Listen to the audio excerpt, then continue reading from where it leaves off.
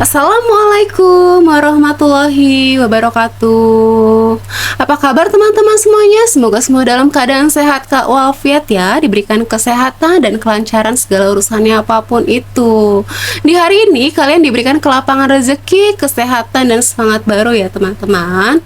Buat yang lagi berjuang lawan galbay tetap kuat ya. Hari ini kita akan bahas satu informasi yang viral dan bikin geleng-geleng kepala. Dan ini penting banget buat kalian yang sedang galbay ya, supaya ngerti kenapa kita harus kuat, kenapa kita nggak boleh takut, dan kenapa kita nggak sendirian. Teman-teman, baru-baru ini PPATK mengumumkan pemblokiran terhadap lebih dari 28.000 rekening bank. Alasannya, karena rekening tersebut diduga berkaitan dengan transaksi judi online. Tapi masalahnya, banyak pengguna yang mengaku bahwa rekening mereka tidak ada hubungannya dengan judi. Gitu ya teman-teman. Bahkan nih, ada yang bilang, ini rekening cuma buat terima gaji bulanan kok, bisa ikut diblokir.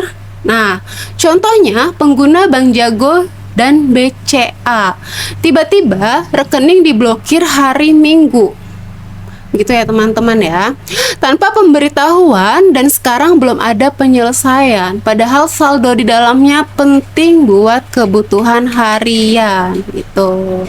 Nah, yang menariknya, PPATK sendiri menyebut bahwa pemblokiran ini adalah bentuk tindakan preventif, tapi tetap hak nasabah tetap ada ya, dan bisa ajukan reaktivasi rekening seperti itu ya. Ada dua cara. Satu, menghubungi cabang bank langsung ya. Yang kedua, menghubungi PPATK secara resmi. Tapi kenyataannya email PPATK selalu penuh, antrian di kantor pun membludak gitu. Ini menunjukkan ada kekacauan dalam koordinasi, padahal banyak warga biasa yang jadi korbannya. Seperti itu ya. Nah, ini bagian menariknya teman-teman. Tahun 2023 pernah terungkap nih, adanya dugaan bahwa dana dari pinjol legal ikut mengalir ke situs judi online. Media nasional sudah angkat isu ini. Bahkan, menurut data Kemenko PMK, perputaran uang dari judi online di Indonesia tembus angka 900 triliun rupiah. Wow, besar banget.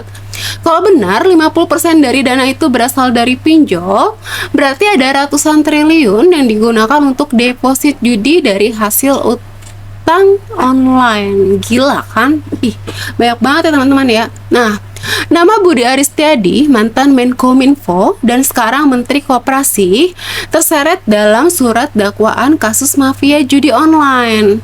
Dalam dakwaan disebut dia menerima 50% setoran, pengamanan dari situs judi, tapi tentu saja ini masih dugaan dan dibantah oleh pihak terkait ya. Sekjen DPP Projo bilang Budi Ari justru berada di barisan terdepan pemberantasan judi online. Tapi publik berhak curiga karena fakta yang beredar di lapangan menunjukkan pola yang nggak wajar gitu ya. Teman-teman, tahu nggak sih kalau Shopee Pay Later, Bank Jago, dan si Bank itu masih satu grup? Nah, aplikasi-aplikasi ini yang sekarang mulai ikut terindikasi dalam jaringan transaksi yang mencurigakan. Bahkan ada rencana pemblokiran terhadap 42 layanan pembayaran elektronik yang dicurigai mendukung aktivitas judi online tersebut. Artinya, ekosistem pinjol dan e-wallet ini bisa jadi bagian dari sistem pencucian uang besar-besaran yang menargetkan masyarakat kecil ya. Gitu teman-teman. Di titik ini kita harus sadar bahwa antara pinjol legal dan ilegal sudah mulai kabur batasnya. Seperti itu. Pinjol ilegal pun sekarang ada yang gagal bayar, ada yang kabur. Bahkan DC-nya kadang pakai cara ilegal. Hati-hati ya. Kenapa bisa begitu? Karena sistemnya sudah rusak. Banyak oknum yang bukan hanya membiarkan tapi malah memelihara sistem ini demi kepentingan mereka masing-masing gitu teman-teman.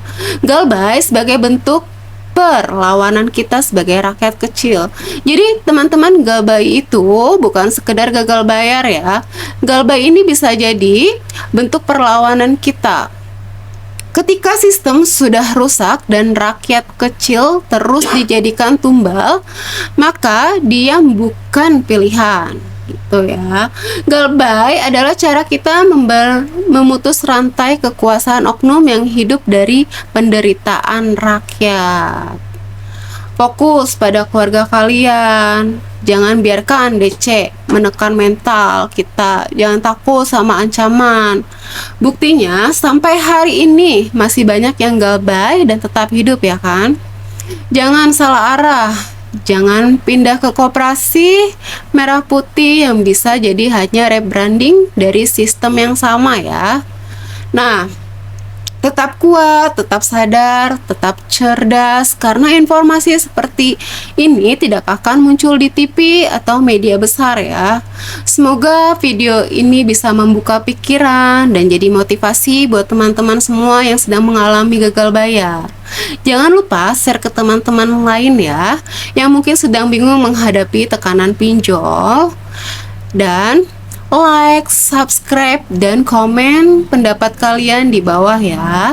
Sekian yang bisa saya informasikan. Assalamualaikum warahmatullahi wabarakatuh.